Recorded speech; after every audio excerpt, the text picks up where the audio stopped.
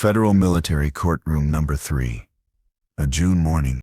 Sunlight slashed through the towering windows like gleaming blades, slicing across a silent crowd heavy with breathless expectation.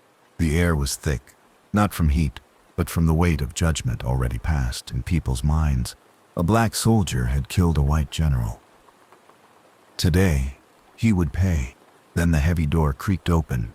2 MPs in black tactical armor led in a tall black man, wrists shackled, head slightly bowed, but eyes held high. Malik Rowe, former Navy SEAL sniper, now on trial for allegedly killing a white commanding general during a mission in Syria. The orange jumpsuit clung tight to his solid, battle-hardened frame. A shaved head, square jaw, and a face carved from stone. But it was his eyes that silenced the room. Not pleading, not guilty, just the gaze of someone who had walked too close to death too many times and no longer feared what came next. Murmurs cracked the silence like static. That's him, the SEAL who shot a general. Should have known, stubborn, black, and trained. A dangerous mix. No remorse. Just look at him. Click, flash, cameras, scoffs.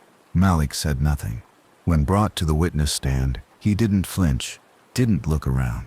Hands cuffed at his waist, calloused fingers locked in submission. The same hands that once pulled triggers with millimeter precision. People had names for him. Traitor. SEAL gone rogue. Disgrace to the uniform. Since the arrest, he hadn't fought back. No appeals. No press interviews. In prison, he was assaulted by guards, mocked by inmates, labeled a danger to morale. He had said only one thing in every report. I pulled the trigger, but I didn't kill an innocent man. No one listened. Wait a second. If you like this video, please like, comment, and subscribe. It really helps us. Because the man who died, Major General Franklin Hawthorne, was white, decorated, and respected. A hero, buried with honors in Arlington. And Malik? Just a black soldier with a disciplinary record, a history of disobedience, and a line in his file that read, "Tends to act independently, under pressure." This was not a trial.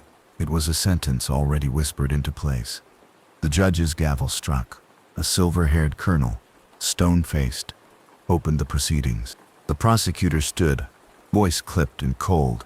The defendant, Malik Rowe, is charged with the murder of General Hawthorne during a hostage rescue operation on April 11th. The state recommends life in prison without parole. No one flinched. They all nodded. Justice was moving along as expected. Malik remained still.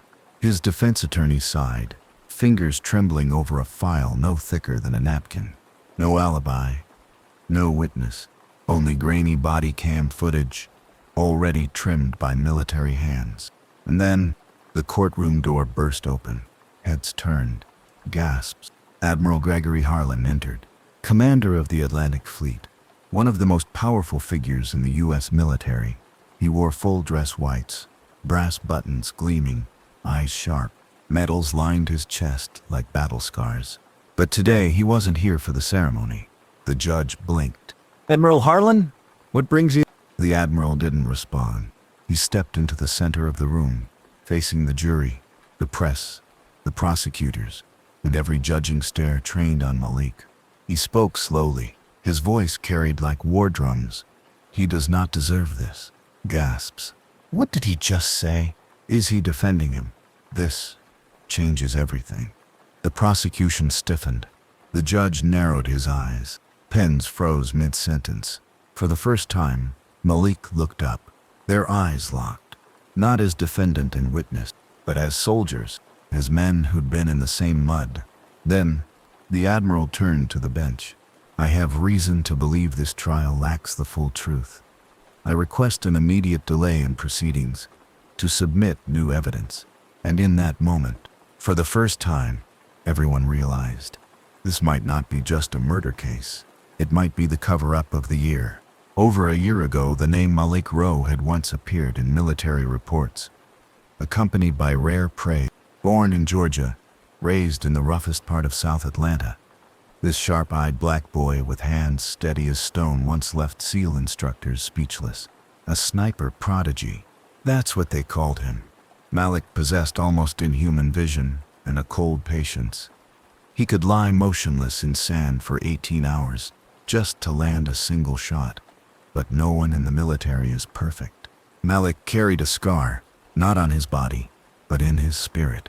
He was hot-headed, blunt, allergic to bullshit. Superiors said he disrespected command. Teammates knew better. Malik fought for ideals, and when those ideals clashed with orders, he chose the ideal. He'd been reprimanded for confronting a sergeant during a civil raid in Kabul, when his unit tried to clear a house before checking who lived there. He once left a sniper perch to carry back a wounded girl, nearly costing the team their flank. And once, he smashed his comm into the sand, when a general ordered radio silence while civilians screamed for help. Malik had faced internal reviews more than once, but his kill record was too good, his discipline under fire unmatched. So they kept him in, trusted him even on top-tier missions. Until that one night, Operation Omega Spark, a top-secret hostage rescue on the edge of Al-Hasaka, Syria. An 8-man SEAL team, led by Major General Franklin Hawthorne, was sent to infiltrate a rebel-occupied compound. Intelligence said 3 U.S. diplomats were inside. Malik was the sole sniper, stationed at the southeast watchpoint. Orders were clear: hold your position. No fire, unless commanded. But at 2:19 a.m., the radio crackled shouts, explosions, and then a sharp voice. Take the shot. Malik didn't wait. He scanned. Through his scope, he saw women and children fleeing the back exit, and one figure in a U.S. uniform pointing a gun at them. He fired. The bullet struck dead center in the left shoulder. That man was General Hawthorne. He died on the spot. At base, Malik was disarmed, isolated, and questioned immediately. Oddly, no team member gave a clear statement about what happened. Body cam footage from another SEAL captured only fragments, the critical final seconds mysteriously missing. What remained in the report were 2 facts. Malik fired without direct command. His bullet killed a decorated general. From there, the story was rewritten by those who weren't there.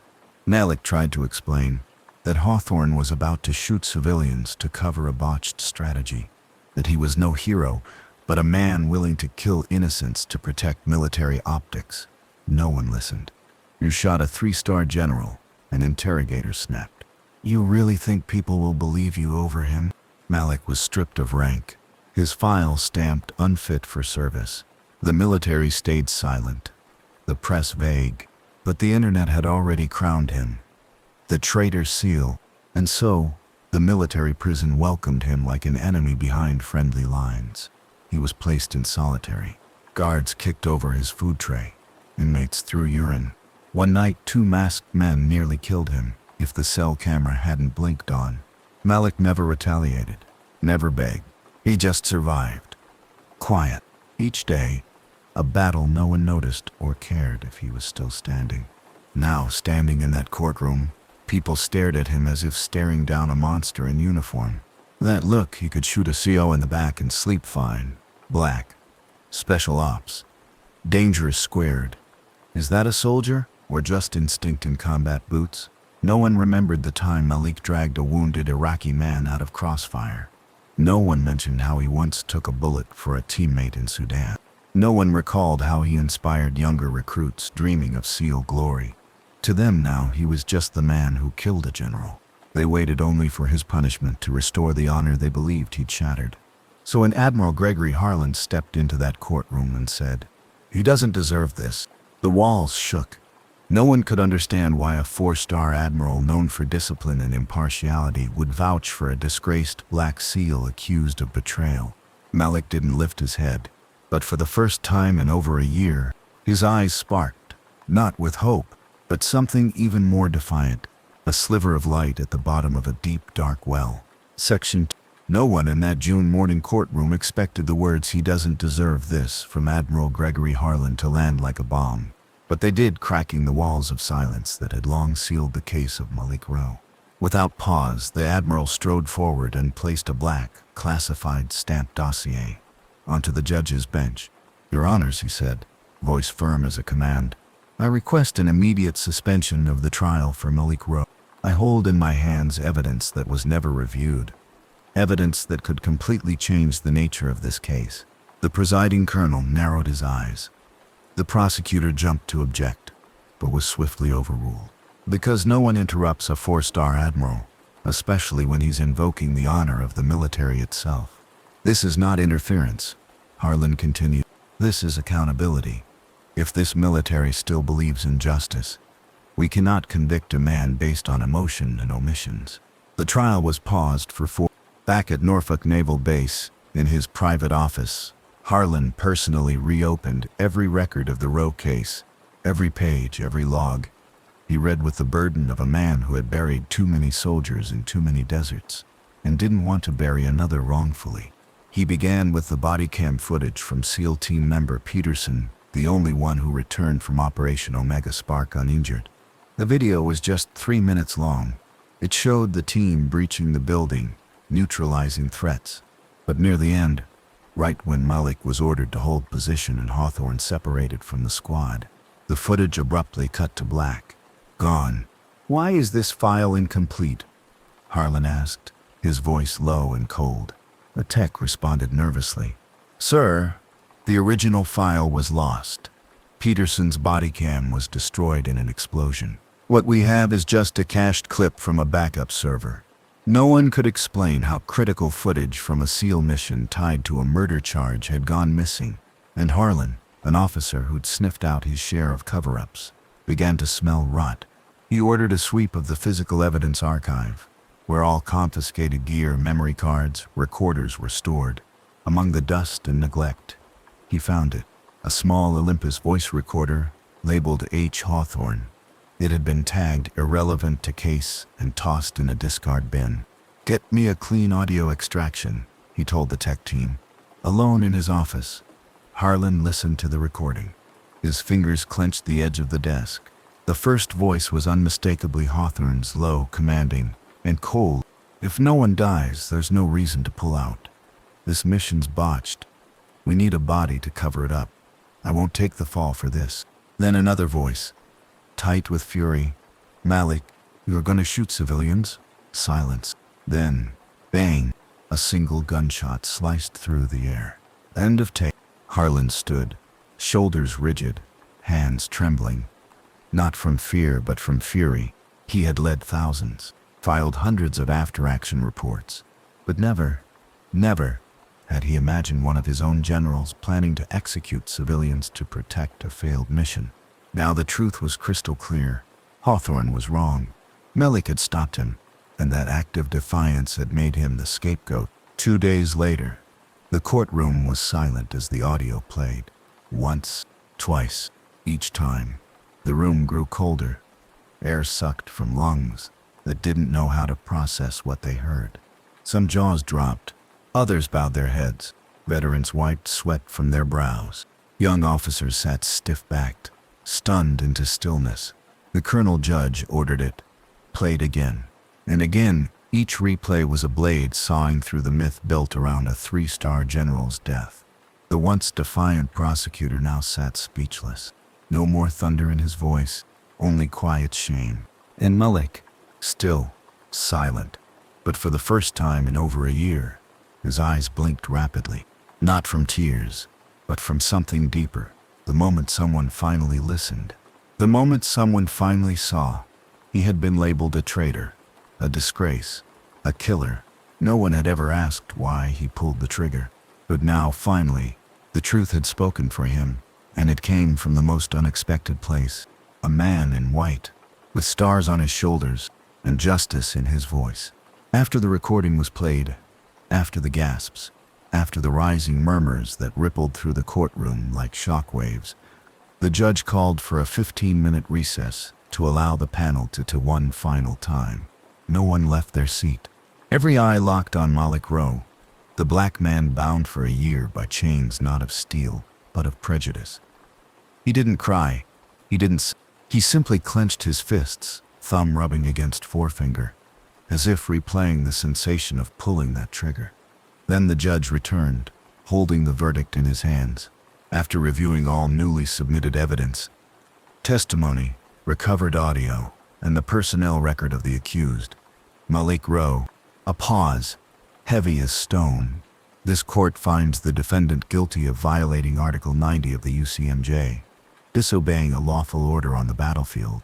However, the act does not constitute first-degree murder, but excessive preventive force used in a critical situation. Another breath.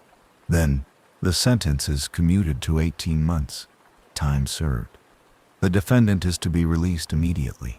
No applause, but no protest either. The silence wasn't acceptance. It was awakening. A courtroom realizing, maybe for the first time, that in war, right and wrong can't always be found in a chain of command. And sometimes, a defiant bullet saves a buried truth. As the cuffs were removed, Malik stood. He looked around, not to confront, but to find one person. His eyes landed on Admiral Gregory Harlan, standing quietly in the back, hands behind his back, gaze steady and unblinking. Malik walked toward him. No salute, no formality, just one man meeting another. Thank you, Malik said. Not for believing in me, but for believing in justice. The Admiral nodded. His gaze softened. You're a damn good soldier, Ro. Brave.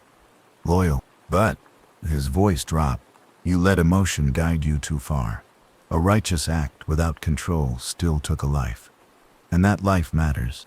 I won't ignore the truth, but I won't forget the cost. Malik gave a quiet nod. He understood. No verdict could erase the fact that a man had died by his hand, even if that death prevented something far worse. Then, the Admiral placed a hand on Malik's shoulder.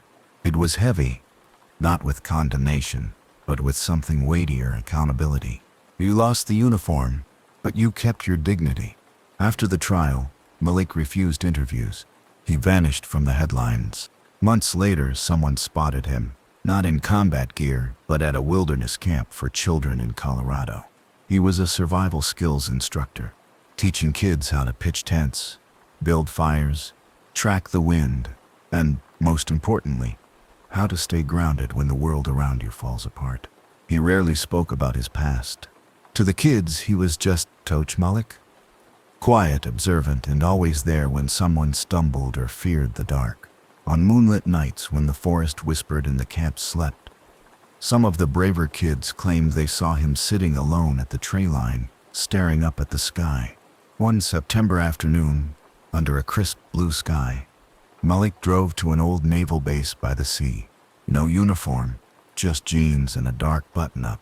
Admiral Harlan, now retired after 40 years, was in the garden behind his modest home, watering plants. They saw each other. No salute, no small talk. Malik sat on the stone bench across from him. You doing all right? He asked. Still breathing, Harlan said with a faint smile. Time passed. The shadows stretched. Tea grew cold. Then Malik said, I used to think, if someone saved you, they had to know you. Be family. Same skin, same blood. The Admiral didn't answer. Malik looked at him. But I learned, sometimes it's enough that they just believe in right and wrong. Harlan set his teacup down. You're wrong about one thing, Ro. I didn't save you. Malik raised an eyebrow. I saved the justice we almost let slip away. They didn't smile, but something passed between them, quiet as the sky. After a storm, that evening, Malik returned to the camp. The kids swarmed him like bees to their hive. Coach, are we hiking far today? Are we climbing the ridge? Tell us a story. A real one. With wolves. Malik chuckled softly, said nothing, just motioned for them to line up. And then, like fledglings following a steady wing, he led them through the trees, bathed in the gold of a dying sun. No applause, no medals, no rewriting history. Just a man walking forward, step by step, with the part of himself that never stopped believing in something greater than orders.